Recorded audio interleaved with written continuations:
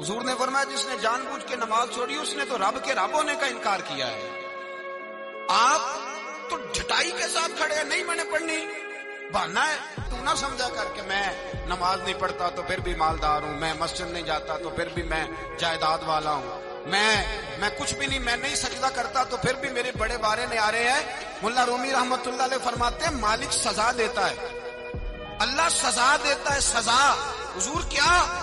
فرمایا پیسے دے کے، اولاد دے کے، جائیداد دے کے، کہتا یہ سارا کچھ لے، باہر نکل جا، میرے گھر نہ آنا، نکل جا یہاں سے میرے گھر۔ اسے سجدے کی توفیق اگر اللہ نہیں نہ دیتا تو سمجھا ہی نہیں، یہ تو سزا ہے رب کریم۔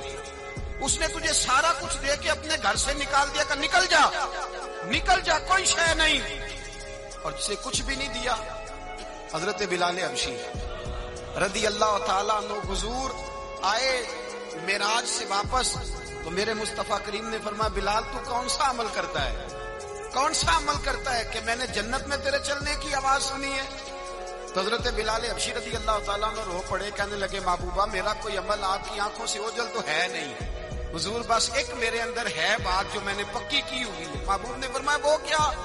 عرض کی یا رسول اللہ میں جب بھی وضو کرتا ہوں 2 رکعت نفل ضرور پڑھتا ہوں، 2 رکعت۔ اور سن لے حضور نے کیا فرمایا، فرمایا تیرے ان 2 رکعتوں کی برکت سے جو تو وضو کے ساتھ پڑھتا ہے تو زمین پہ چلتا ہے پر تیرے چلنے کی آواز جنت میں بھی سنائی دیتی ہے۔